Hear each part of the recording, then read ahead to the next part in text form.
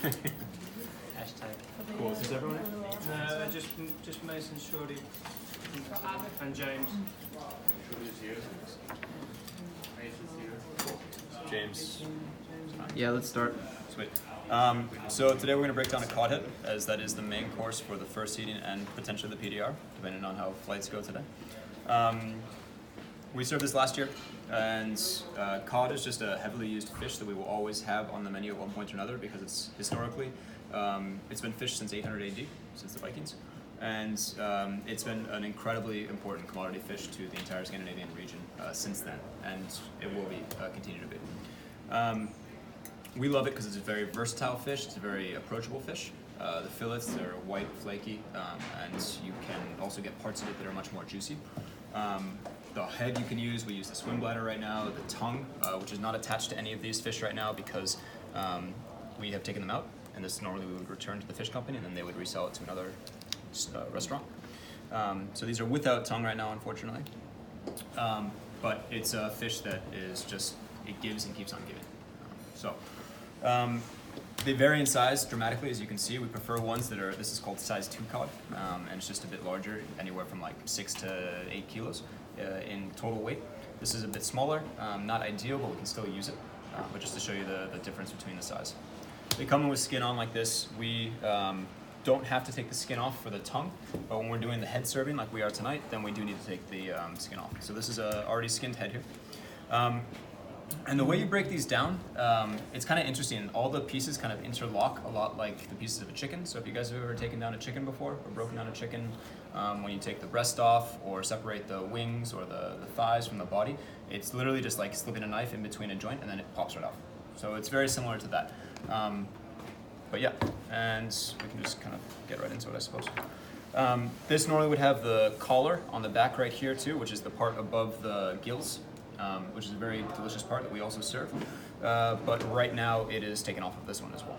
So basically we're left here with just the jawbone, the lips, which we won't use, the head, and the cheek here as well. But all these pieces, like as you can see, they just really split apart very easily. So you can split the jaws right there in order to break this part down. The lips we don't use at all. So the knife just goes through there. You just cut that off. And then this is the jaw right here, which we will serve. And it's hard to see on this, but there's actually like a line right here that you can follow. And that will just go right through, just like that. And then the whole thing you can actually just pop right off. So again, it's just like taking like a chicken wing off of a chicken carcass. So that's the jaw piece. This we would clean up afterwards. Because the thing about fish is you get a lot of gelatin and collagen, which causes this kind of unpleasant stickiness, which is one of the things that we tried to avoid when serving the tongue, because that tends to have that sort of gelatinous quality to it. The jawbone in particular, can have a lot of that quality. So this can be quite sticky when it's finished cooking. So that's one jawbone, and then of course, with all of this, you have to do both sides of it, which maybe is a nuisance to show you guys, but let's get the jaw off.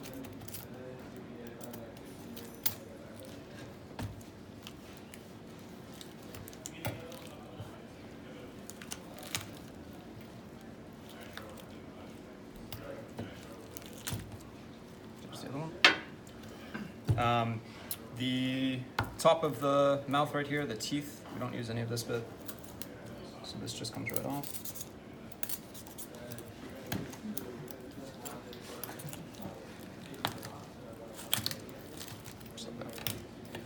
So this is waste byproduct. And then in here, we've got a bit more of the meat that we can get at here. So this is a lot like taking the breast off of a chicken. Imagine this is the breastbone right here, and you just follow that.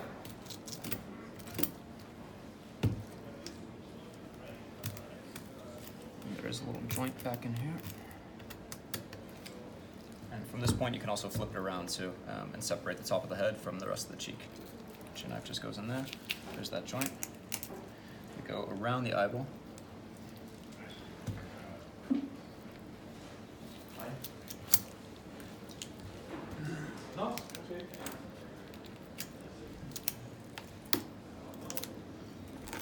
again, there's just a little joint down there, and this all just falls apart. So there's the primary part of the cheek. This is the eye, of course, which we don't serve now, but last year we smoked and used in a broth. Are you using them for anything at this point? No. That was a dietary broth that we had last year for those that couldn't eat shellfish. For the sea snail broth, that was the starter. This year we don't serve it. We also tried making cups out of them too, actually. I've seen the video. That didn't work very well. Doing what? Sorry. Making a cup. Oh, Yeah, I think we soaked them in ethanol, okay. and it basically firmed out the eyeball itself, and you could put a liquid in it and conceivably drink from it, but it was a little bit out there. The other jaw.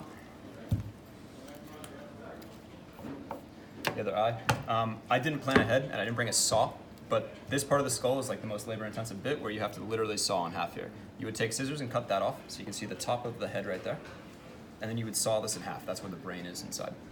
This meat right here we do serve, and it's quite delicious. But this is one of those portions. So if you see that on the plate tonight, and it's like a triangular bit that's got some depth to it, that's that bit right there.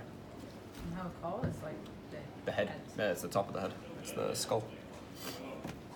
And then the cheeks here, these break down into a few smaller pieces. So this is just a protective piece right on top. It doesn't need to be there.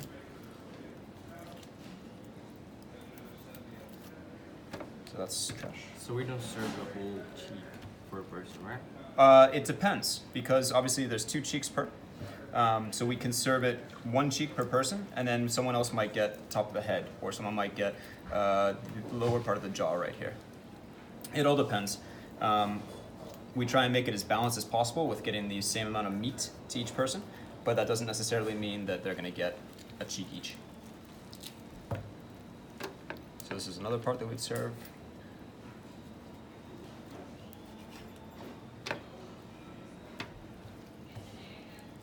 And you get all these extra little chunks of meat around here. They're super tasty. This is the bit that last year we had this flatbread that was served after the cod. And this is the bit that we would glaze and then put onto the flatbread with all of the wasabi flowers and everything else that was on there, all the fresh herbs. This is one of the best parts on the cod right here. It's located just behind the jaw, right here. In between that meat, it's like some of the most tender stuff on there. It's amazing. So what we're using for the salad then? Exactly. Yeah. This will go into the salad. This one is the cheek, as you can see, and it doesn't look like what goes on the plate because we need to trim it down. So again, some of this meat comes off, and we save it for the salad. And then we would take some scissors around here and basically clean up all the stuff on the bottom. If you guys want to feel this, just touch it. You can feel how gelatinous and sticky it is. Just touch it. So this requires a lot of work on our side in order to break it down and get all this stuff off of here so that it's more appetizing and easier for the guest to pick up. Feel it? So that goes through processes of scraping, cleaning, cutting with scissors, cooking, cooling. There's a lot of different steps that require getting rid of this feeling because this is not appetizing, as you guys can clearly feel. Cool. So we've got the cheek, the lower part of the jaw, the jawbone itself, and then the top of the head.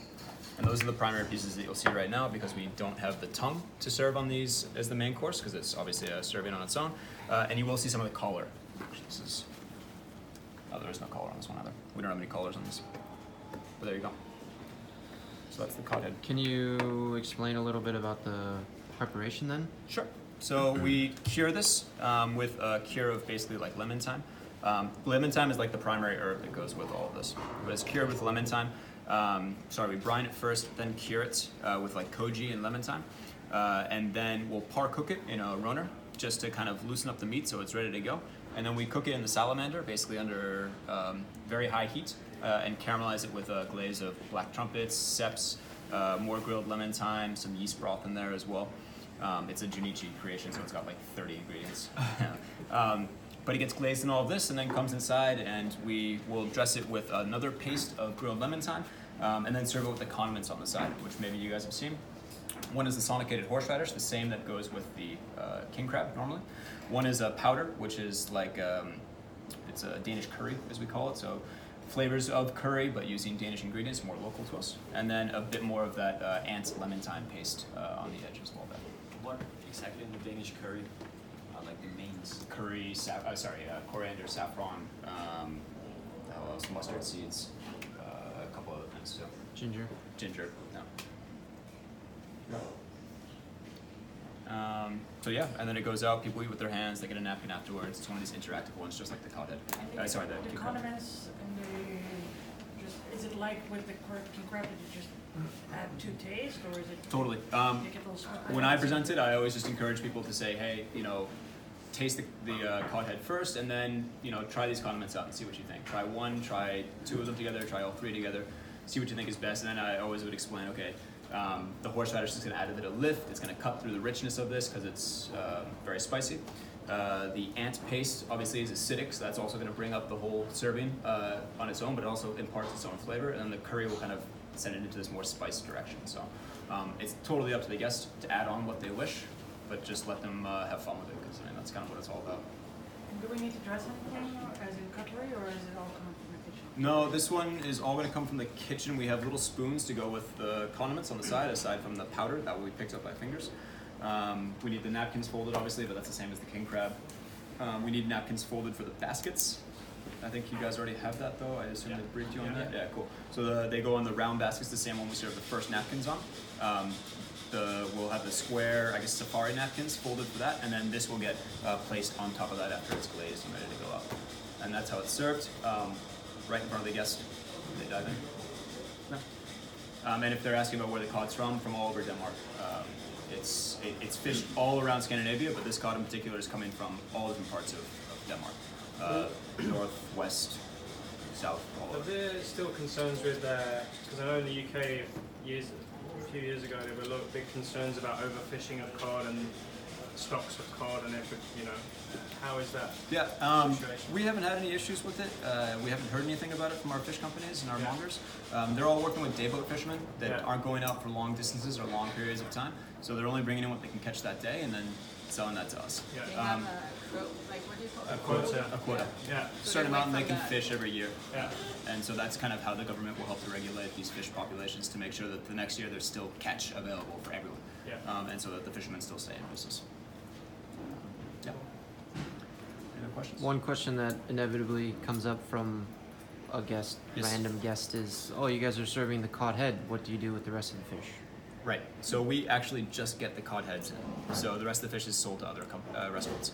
Of course, we're serving literally all parts of the cod head now because they're getting the tongue, and then they're getting everything else here as the main course. But I mean, what I would say is that we're just taking a bycatch that is normally discarded or turned into broth or just forgotten about. We're using that as a main course to showcase that while this is considered a commodity fish, we're taking the cheapest part of that commodity fish and then serving it as the main course in a very fine dining way. So I think that's a pretty unique thing to be doing, whereas most places will be serving king crab as we've done this season, but turbot, for example, this time of year, or halibut or other more expensive fish, or lobster even. But for us, the cod head has some special qualities within it itself, and it's super delicious on its own, so there's really no reason to go beyond that. I think it's perfect. Cool. One other small thing, just because I think we're all guilty of probably saying this, but since the cod tongue has actually been on the menu this whole time, I think a lot of us have been saying that it's the tongue connected to the jawbone. So But it's actually not. It kind of is. Sort of is. It's like it's a bone that is inside of here. So it's not technically the jawbone, as this is technically the jawbone, but it is a bone inside there that the tongue attaches to. So it's just the anatomy of the fish. I mean, you could call it technically the jawbone, I suppose, but it's not really. It would fit. You can see actually right in here. That's where it would go. Those two spots. That's where the top of the the rounded bone at the very top. That's where it fits in, and then it comes down like that, and then it's just right there. So obviously the tongue that we've been serving, you guys, it's been split in two. Normally those two pieces would be attached together, and that would be the whole tongue. So it comes down just like that.